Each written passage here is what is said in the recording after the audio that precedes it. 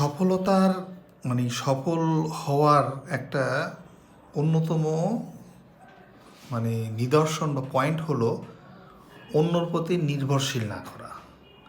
আপনি যখন অন্যর উপরে নির্ভরশীল হয়ে কোনো কিছু অর্জন করবেন তখন আপনি সফলতা অর্জন হবে না।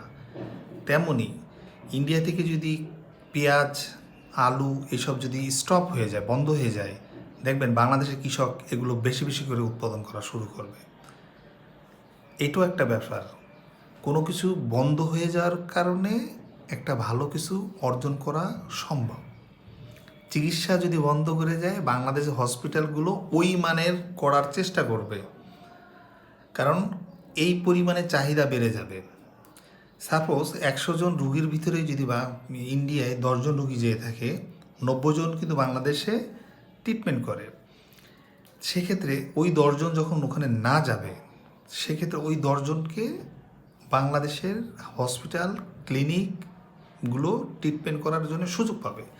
আর সুযোগ যখনই পাবে তখনই কিন্তু নতুন করে অবকাঠামোগত একটা ডেভেলপমেন্ট হবে, চিকিৎসার প্রতিযোগিতামূলক ব্যবস্থা দাঁড়াবে।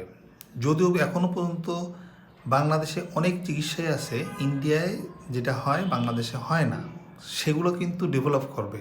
যেহেতু বিকল্প কোনো রাস্তা নাই, অপশন নাই, সে কিন্তু এইটা কিন্তু একটা আমাদের জন্যে সম্ভাবনাময় একটা দ্বার উন্মোচিত হয়। পৃথিবীর যে রাষ্ট্রগুলো দেখবেন অন্য রাষ্ট্র দ্বারা নিগৃহীত হয়েছে, নিষেধাজ্ঞার আরোপে হয়েছে, বা যে কোনো পজিশনে হয়েছে, বন্ধ হয়ে গেছে তাদের সেবা, সেগুলো কিন্তু নিজে নিজে তৈরি করার ব্যবস্থা করছে। আজকে ইরানের উদাহরণ যদি দেই, ইরানের আপনি খালি দেখবেন সব সেক্টরে তারা ডেভেলপ করছে, শুধুমাত্র সারা বিশ্বের নিষেধাজ্ঞার কারণে। তেমনই শুধু ভারত নয়, পাকিস্তান নয়, মিশর নয়, চায়না নয়, কোনো দেশের পরে নির্ভরশীল হওয়া যাবে না। বিশেষ করে খাদ্যের কারণে, খাদ্য সম্পূর্ণ হওয়ার জন্যে আমরা মাছের পরে যেমন পৃথিবীর অন্য কোনো কান্ট্রির পরে আমরা ডিপেন্ড না, তেমনই ফসলের পরে আমরা ডিপেন্ড হতে চাই না। এটা সম্ভব। বাংলাদেশে যে পরিমাণে এখনও ইরিগেশন ল্যান্ড আছে, এই ল্যান্ডগুলো যদি প্রপার ইউটিলাইজ করা যায়, তাহলে কিন্তু খাদ্যে স্বয়ংসম্পূর্ণ বাংলাদেশ আমরা ইজিতে দেখতে পাই। গরু যখন বন্ধ হয়ে গেছিল, মানুষের কাছে বিভিন্ন ধরনের প্রশ্ন আসছে। আজকে কিন্তু গরু বন্ধ হওয়া প্রায় 10 বছর, 12-14 বছর হয়ে গেল। গরু বাংলাদেশে আসা, ইন্ডিয়াতে বন্ধ হয়ে গেছে, কিন্তু দেশি উৎপাদন বাড়ার কারণে এখনও কিন্তু মানুষের লাগানের হাতের ক্রয় ক্ষমতার ভিতরেই আছে। গরুর মাংসটা এখনও মানুষের উৎপাদনের ভিতরেই আছে।